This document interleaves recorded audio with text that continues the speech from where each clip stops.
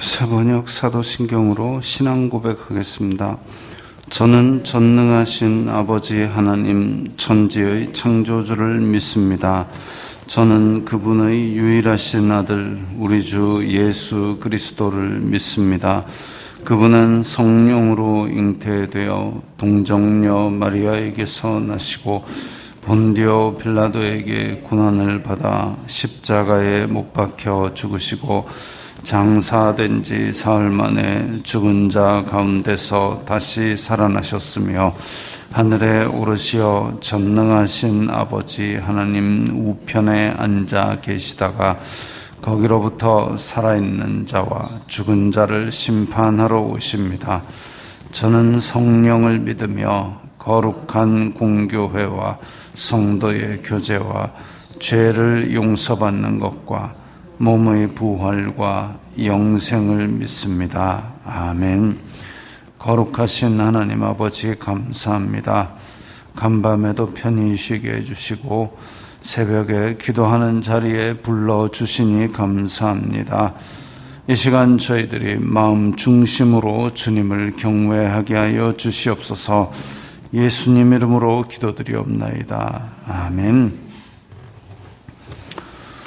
찬송가 374장입니다.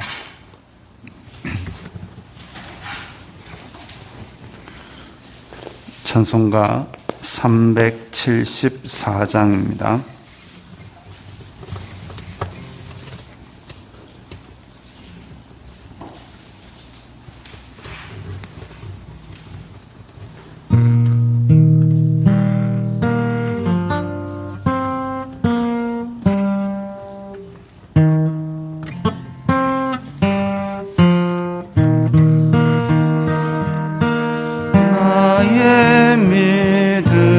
약할 때에 주가 붙드네 마귀 나를 꾀일 때에 주가 붙드네 나를 붙드네 나를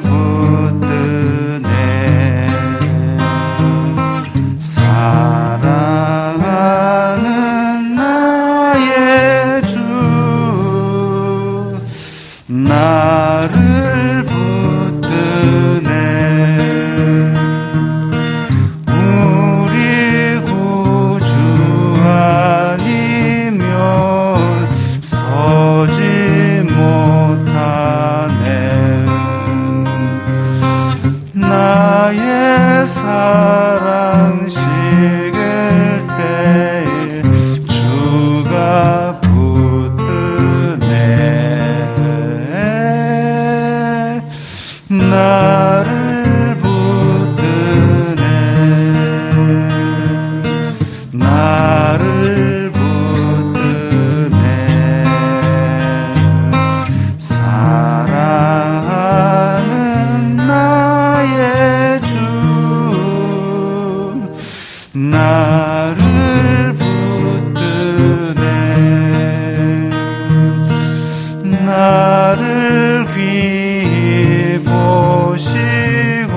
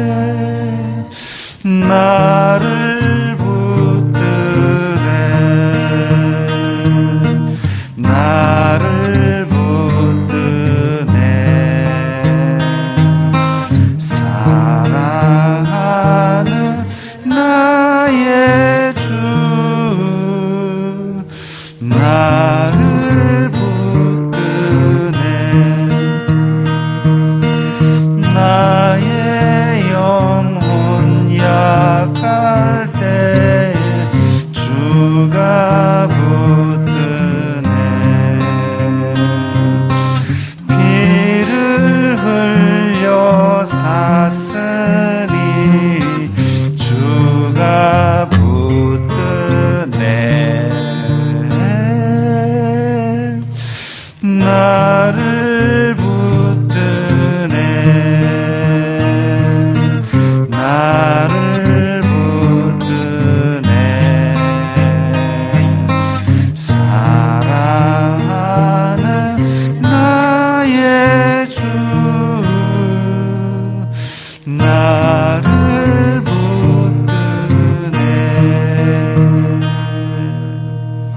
아멘. 오늘 말씀은 민수기 14장 29절부터 38절까지의 말씀입니다.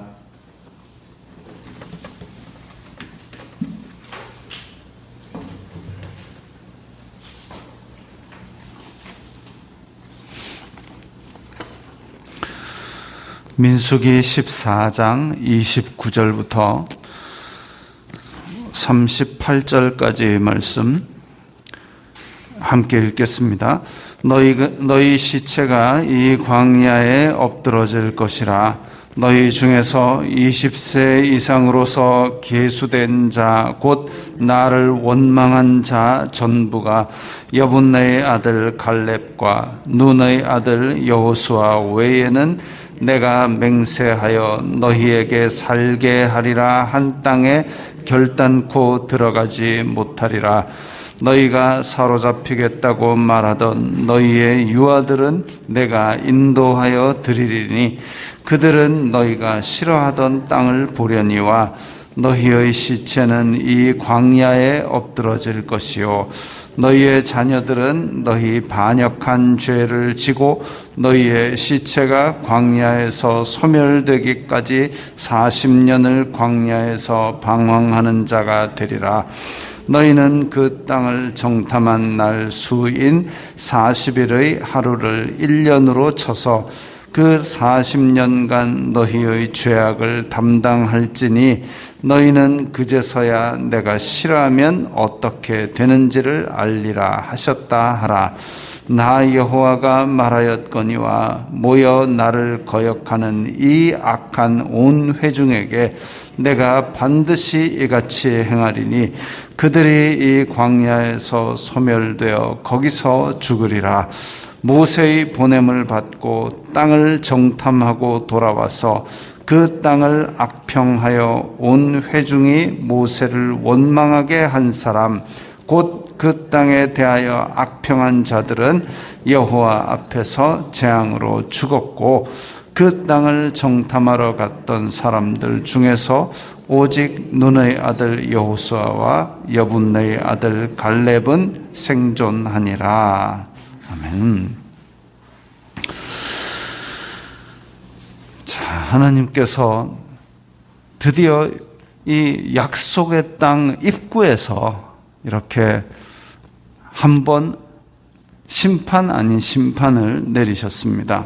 그래서 너희 시체가 이 광야에 엎드러질 것이라 아주 심각한 선언을 하십니다.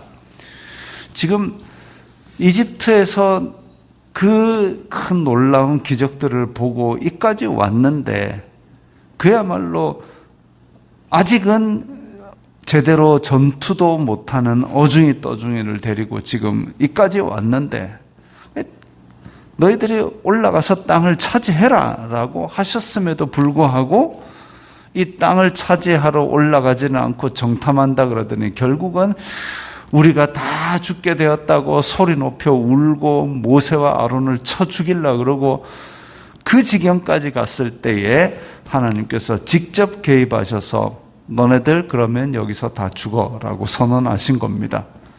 청천벽력이죠. 너희 중에서 20세 이상으로, 그래서 나이가 어려서 지금 그 원망, 물론 이제 뭐 19살짜리도 원망하기도 했겠죠. 찾아보면. 그리고 21살인데 원망 안 한 사람도 있겠죠.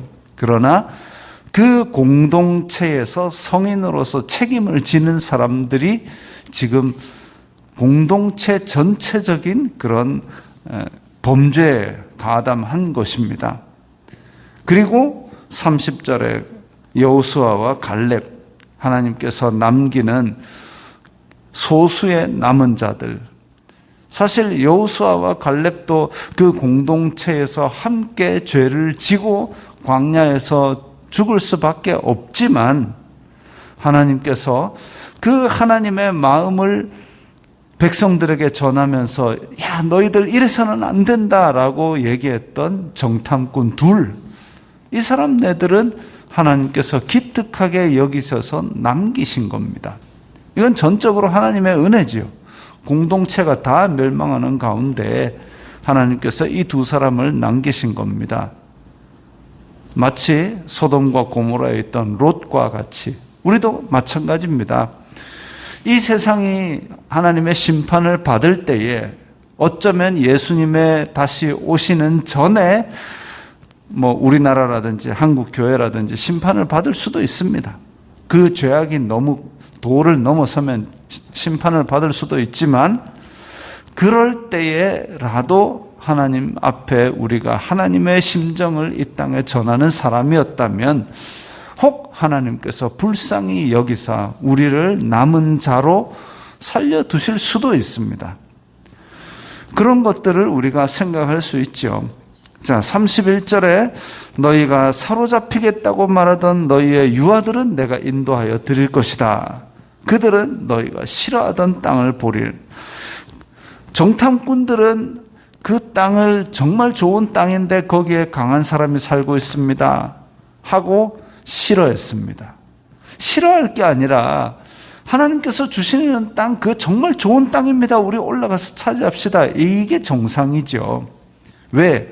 이제까지 하나님께서 그 강대국인 이집트를 폭삭 망하게 하고 이 수많은 인원들을 광야에서 먹이시고 이랬으니까, 그리고 시내산에서 그 율법을 주실 때에 빽빽한 구름과 천둥과 그 소리 가운데서 임하셨을 때 우리가 다 두려워 떨었는데 저 강한 백성이 있다 할지라도 하나님께서 그 강한 손과 펴신 팔과 빽빽한 구름과 천둥 소리로 나타나신다면 우리 틀림없이 저들은 꼼짝도 못하고 쫓겨날 것입니다라고 믿음으로 올라갔어야 되는데 그러지 않고 그 땅을 오히려 미워했습니다. 땅은 좋은데 거기에 거민들 때문에 우리 못 들어가겠다 하고 미워한 게 아니라 그야말로 이 약속의 땅이니까 우리가 밀고 올라갑시다 했어야 되는데 자, 싫어하였어요. 그 땅을. 그 땅이 뭔 죄겠습니까? 그리고 우리의 자녀들은 사로잡힐 거야 했는데 하나님께서는 그걸 완전히 뒤바꾸어서 너희들은 못 들어가도 너희들이 지겠다고 한 너희들의 자녀들은 그 땅에 들어갈 거야. 사람의 한계로 우리가 선을 끊는 것이지 하나님이 선을 끊는 건 아니죠. 그 다음 세대, 그 어린 세대들이 뭔 힘이 있겠습니까? 그러나 그 세대는 하나님 앞에 불평하지 않았기 때문에 은혜로 하나님께서 집어넣으시겠다는 겁니다. 우리의 다음 세대가 아주 강력하기 때문에 우리의 다음 세대는 싸워서 이길 겁니다. 그게 아니죠. 다음 세대가 약하든 강하든 그냥 하나님께서 얘네들은 내가 데리고 들어갈 거야 하면 들어가는 겁니다. 약속의 땅은 약속의 백성이 들어가는 것이지 강하다고 들어가는 게 아닌 거죠.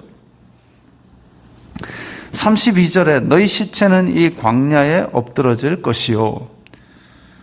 1세대, 광야 1세대는 하나님을 거역한 죄, 하나님을 멸시한 죄에 대한 용서는 받았습니다. 하나님께서 그것을 심판하시고 너희들을 다 죽여버리겠다 했는데 모세가 그냥 바짓가랑이 붙들고 하나님 절대 그러시면 안 됩니다 하고 통곡을 하고 붙들고 매달려가지고 죄의 용서는 받았으나 자기네들에게 주어져야 될 큰 복은 받지 못하게 된 거죠. 굴러온 복을 걷어찬 겁니다. 그러나 죄의 용서는 받았고 그래서 광야에서 생활은 하도록, 광야에서 생활은 하는데 하나님이 그 성막으로 그 백성들 가운데 같이 거하시는 그것만 해도 큰 은혜지요. 광야에서 하나님과 함께 거하는 것, 그것만 해도 큰 은혜입니다. 하나님이 떠나시는 게 큰 절망이고 큰 벌이죠. 광야든 젖과 꿀이 흐르는 땅이든 하나님이 함께 계시는 것이 은혜이고 하나님이 함께 거하지 않는 것이 큰 아무것도 없어지는 심판이고 벌입니다. 하나님께서 함께 계시는 그 자체가 은혜인 것이죠. 하나님께서 그 심판은 하시고 죄를 벌하시지만 내치고 버리지는 않으셨던 것이죠. 자, 33절에 너희의 자녀들은 너희 반역한 죄를 지고. 자, 자녀들은 그러면 지금 바로 약속의 땅에 올라가느냐? 아니요. 이들도 함께 광야에서 40년간을 돌게 되어 있습니다. 안타까운 일이죠. 이 젊고 어린 세대들도 그 공동체의 죄를 지고 1세대가 다 소멸하기까지 광야에서 함께 그 죄를 짊어지고 돌아다니게 생겼습니다. 자, 36절에 심각한 이야기가 나옵니다. 땅을 정탐하고 돌아와서 그 땅을 악평하게 하여 온 회중이 모세를 원망하게 한 사람. 그러니까 정탐꾼 12명 중에 그 10명, 그들이 악평함으로 말미암아 온 백성이 하나님을 멸시하는 죄를 짓게 만들었죠. 그 사람들은 여호와 앞에서 재앙으로 죽었다 이랬습니다. 쉬운 성경에 보면 끔찍한 병으로 말미암아 죽었다 그랬습니다. 그러니까 어제 말씀드린 대로 손톱만한 도미노가 무너져서 조금 더 큰 도미노를 무너지고 도미노 점점 크게 해서 나중에 손톱만한 도미노로 시작했는데 문짝만한 도미노가 넘어지는 것, 그 손톱 역할을 했던 이 정탐꾼 10명은 심판을 받아서 죽습니다. 그들과 함께 40년을 광야에서 한 것이 아니라 그 큰 죄악을 지고 벌을 받아서 일찍 심판을 당하고 죽은 것이죠. 참 안타깝고 끔찍한 죄악입니다. 그 노예 생활하고 해방되어가지고 좋아가지고 홍해길을 건너던 그 기쁨의 날은 어디 가고 지금 그래가지고 약속의 땅 입구에서 다시 등을 돌려야 되는 이 안타까운 공동체의 어리석음, 이게 단지 이스라엘 백성들만의 문제는 아닌 것이죠. 지금도 대한민국에 일어나고 있고 지금도 한국 교회에 일어나고 있습니다. 제가 어제 뉴스에 그런 게 있었습니다.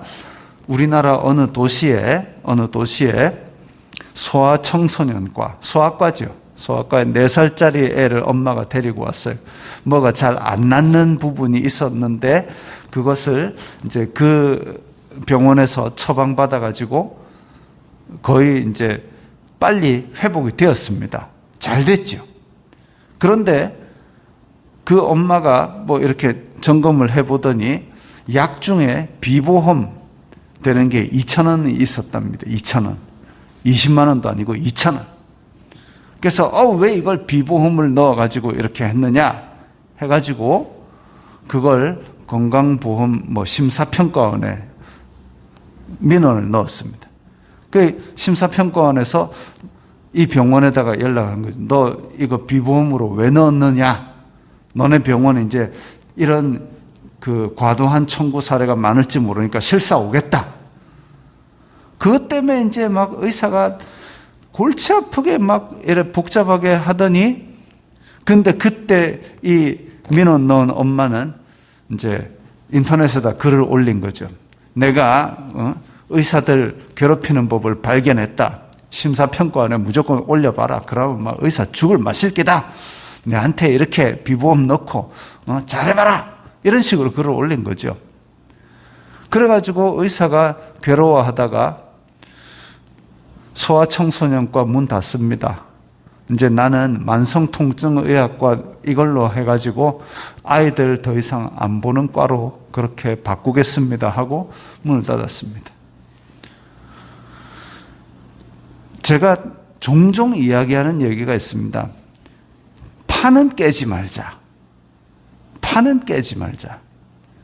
아니, 그 비보험이 기분 나쁘면 의사한테 야, 이게 왜 비보험이냐 하고 항의를 할 수는 있죠. 그러면 내가 원하는 거는 그 비보험 기분 나쁜 거에 대해서 그러면 뭐 환불을 받든지 뭘 하든지 그렇게 했어야 되는데 일을 크게 판을 벌려가지고 거의 이제 잘못하면 문 닫을 지경까지 만들어버린 겁니다. 그러니까 자기가 그 2,000원 기분 나쁘다고 똥을 끼얹은 겁니다. 그런 결과로 이 아줌마가 얻은 것은 뭡니까? 내 아이 4살짜리가 다음에도 올 수 있는 병원을 하나 없앤 겁니다. 그럼 그 병원은 망했느냐? 아니요.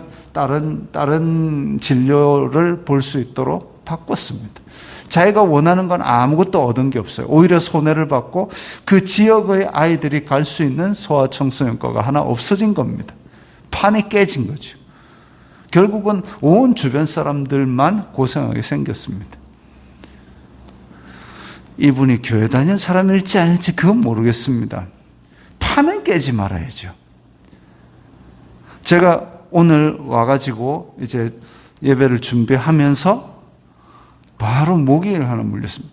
기타를 치느라 두 손을 다 이렇게 묶여 있는데 뭐가 느낌이 이상해서 딱 하니까 까만 게 확 날아오려고 지금 여기 가렵습니다. 거기에 대해서 분명히 안 좋지요. 그러나 여기에 대해서 이제 뭔가 코멘트를 막 하게 되면 그걸로 죄를 지을 수 있습니다. 신약 성경에서는 너희들이 함부로 정죄하지 말라. 정죄하는 그 정죄에 빠져서 너희들이 죄를 지을까 함이라 이랬습니다. 그래서 원수 갚음을 주님께 맡기라 그랬습니다. 목이 감사의 제목은 아니지만 그것 가지고 우리가 죄를 짓지는 말아야 되는 거죠. 날씨 오늘도 오늘 오후부터인가 비가 온답니다. 장마 눅눅하고 덥고 짜증나죠. 그러나 그거 가지고 입술로 죄를 지어서는 안 되는 거죠. 비가 오면 오는 거고 내가 꿉꿉하고 더운 건데 그거 가지고 내가 불평을 하는 순간 불평이 원망이 되고 내가 도미노가 되는 수가 있습니다. 어떤 신학생들이 수련회를 갔답니다. 신학생들이 이제 여름 방학을 맞이해서 농촌에 이렇게 농촌 봉사 활동을 하고 수련회를 가려고 다 준비해가지고 그 마을에 딱 도착을 했는데 비가 쏟아지기 시작했답니다. 그 신학생들이 하나님도 무심하시지 우리 수련회 다 베렸네 라고 생각을 하는데 마을 이장은 거기 와가지고 뭐라냐면 우리가 가뭄 때문에 힘들었는데 신학생들이 비를 갖고 왔다 이러고 좋아하는 겁니다. 수련회 프로그램이 문제입니까? 지금 마을이 비가 와서 살게 되는 게 더 좋지요. 불평과 원망 이면에는 하나님께서 하실 일들이 있고 설령 비가 많이 와가지고 홍수가 나가지고 뭐 힘들었다. 그래도 우리 입으로 우리가 죄를 짓지는 말아야 됩니다. 제가 어제 그림을 하나 봤습니다. 어떤 커피숍인데 커피숍에서 화장실에 붙여놓은 문구예요. 화장실이 자꾸 막힙니다. 손님들이 휴지를 변기에 넣어서 화장실이 자꾸 막힙니다. 감사합니다. 가게에서 왜 감사합니다를 써붙였는지 모르겠는데 그 사진을 갖고 온 사람이 이걸 올리면서 범사에 감사합시다 이렇게 써놨습니다. 화장실이 자주 막힙니다. 감사합니다. 그게 감사할 일은 아니지만 그런 식으로라도 우리는 입에 감사합니다를 달고 있어야지. 그러니까 아주 화가 나고 불편한 상황이라도 입으로는 감사합니다라고 하고 접어야 되는데 그걸 한마디 더 하게 되는 순간 우리는 죄를 짓게 되는 거죠. 왜 우리가 범사에 감사해야 되느냐? 왜 우리가 불평하지 말아야 되느냐? 이 모든 일을 다스리시는 하나님은 선하시기 때문에. 그리고 하나님께서 하시는 일은 선하시기 때문에. 설령 내가 불편하더라도 하나님은 선하시기 때문에. 설령 내가 힘들더라도 하나님께서 나를 위해 하신 일은 선하시기 때문에 그래서 우리는 그런 일에 대해서 불평하지 말고 원망하지 말고 내가 도미노가 되지 말고 오직 하나님께는 감사만이 우리의 할 일임을 꼭 기억해야 되겠습니다. 기도하겠습니다.